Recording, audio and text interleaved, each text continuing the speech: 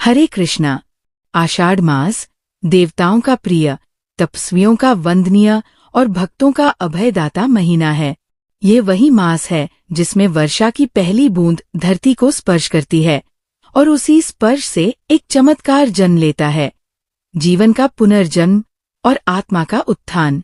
आज हम एक ऐसी कथा सुनने जा रहे हैं जो न केवल रोमांचकारी है बल्कि आपके हृदय को झकझोर देगी।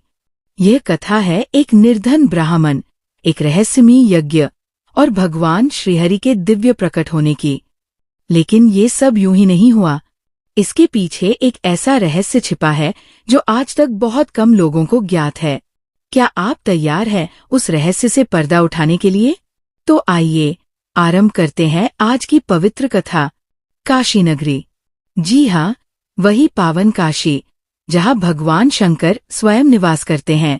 उसी नगरी में रहते थे अग्निदत्त नामक एक ब्राह्मण। निर्धन तो थे ही, किंतु उनके हृदय में भगवान श्रीहरि के लिए जो प्रेम था वह असाधारण था। हर आषाढ़ मास में वे निर्जल व्रत करते, मंदिरों में जाकर श्रीहरि के नाम का कीर्तन करते और अपने आंगन में एक दीपक जलाकर उनसे एक ही प्रार्थना करते, हे प्रभु, आप स्वयं आकर मेरे जीवन को प्रकाशित करें। परंतु वर्षों तक न कोई चमत्कार हुआ, न कोई उत्तर आया। लोग उनका उपहास उड़ाते, कहते, अग्निदत्त, भगवान निर्धनों के पास नहीं आते, वो तो अमीरों के यज्ञों में रहते हैं, वहां जहां घी, मिठाई और स्वर्ण की आहुति हो। लेकिन अग्निदत्त मुस्कुरा देते, कहते, भगवान घी से नहीं, हृदय की आहुति से प्रसन्न होते हैं। आषाढ़ मास की एक अमावस्या की रात थी। आकाश में बादलों की गड़गड़ाहट थी, बिजली चमक रही थी और अग्निदत्त, जैसे हर वर्ष करते थे, अपने छोटे से आंगन में एक दीपक जलाकर श्रीहरि का भजन कर रहे थे। उसी क्षण कुछ घटा। एक प्रकाशमान पुरुष उनकी कुटिया के सामने प्रकट हुआ। उसकी आंखों से तेज निकल रहा था और उसके मुख पर एक दिव्य मुस्कान थी। ब्राह्मण, उस पुरुष ने कहा, तुमने वर्षों से मुझे पुकारा है, मैं अब और प्रतीक्षा नहीं कर सकता। तुम्हारे प्रेम ने मुझे बांध लिया है। अग्निदत्त कांप उठे। उन्होंने पूछा, आप कौन हैं? मैं विष्णु हूँ। ये सुनते ही अग्निदत्त के नेत्रों से आंसू बहने लगे, उनके हाथ कांपने लगे।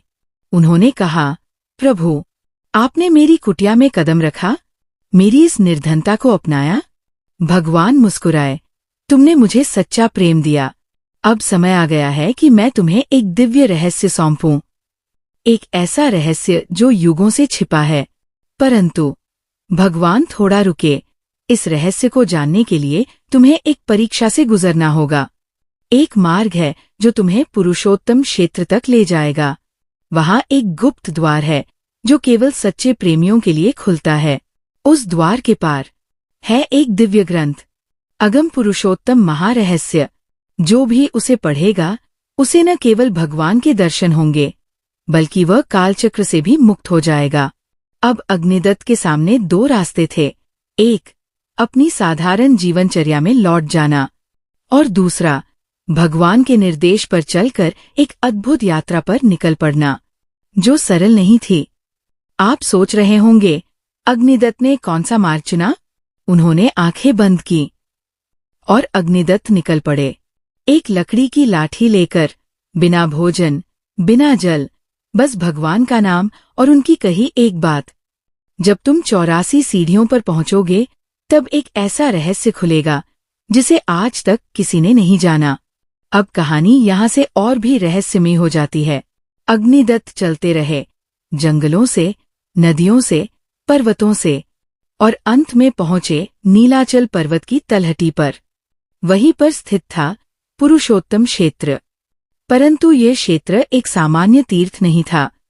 वहां पहुंचते ही अग्निदत्त के सामने खड़ा हो गया एक विशाल वृक्ष। पर वह कोई साधारण वृक्ष नहीं था। वह बोल रहा था, हे ब्राह्मण। वृक्ष ने कहा, तुम यहाँ क्यों आए हो? अग्निदत्त ने कहा, मैं भगवान श्रीहरि के निर्देश पर यहाँ आया हूँ। वृक्ष ने हंसते हुए कहा, क्या तुम जानते हो, पिछले 5 युगों में कोई भी उस गुप्त द्वार तक नहीं पहुंच सका? वहां प्रवेश करने के लिए केवल तप, त्याग और त्रिकाल ध्यान ही पर्याप्त नहीं, एक ऐसा गुण चाहिए जो आज के युग में दुर्लभ है। वह कौन सा गुण? अग्निदत्त ने पूछा। वृक्ष चुप हो गया। तभी 4 दिशाओं से आवाजें आईं। यदि अग्निदत्त ने सच्चे प्रेम से तप किया है, यदि उसके भाव सच्चे हैं, तो पुरुषोत्तम द्वार स्वयं प्रकट हो जाएगा। अचानक पृथ्वी कांप उठी। नीलाचल पर्वत के तल से एक श्वेत ज्योति निकली और धीरे धीरे वहां एक द्वार प्रकट हुआ। उसके ऊपर लिखा था, सत्य प्रेम पुरुषोत्तम। अग्निदत्त ने हाथ जोड़कर प्रणाम किया और जैसे ही वे उस द्वार की ओर बढ़े, उनकी देह से प्रकाश निकलने लगा। उनके अंगों से एक दिव्य गंध फैलने लगी। जैसे ही उन्होंने पहला कदम भीतर रखा, सब कुछ अदृश्य हो गया। श्रोता मित्रों, यहीं पर आज की कथा रहस्यमयी मोड़ पर आकर रुकती है। क्या अग्निदत्त उस रहस्यपूर्ण अगम पुरुषोत्तम ग्रंथ तक पहुंच पाए? क्या उन्होंने सच में भगवान के परम रूप के दर्शन किए? और वह 84 सीढ़ियों की बात क्या थी? क्यों भगवान ने उस संख्या को विशेष रूप से चुना? इन सारे रहस्यों से पर्दा उठेगा कल की कथा में, जहां हम जानेंगे पुरुषोत्तम क्षेत्र के भीतर क्या छिपा है और अग्निदत्त का आगे का मार्ग क्या हुआ। तो जुड़े रहिए BRS ज्ञान चैनल के साथ, क्योंकि आषाढ़ मास की ये श्रृंखला हर दिन खोल रही है एक नया दिव्य रहस्य। हरे कृष्णा।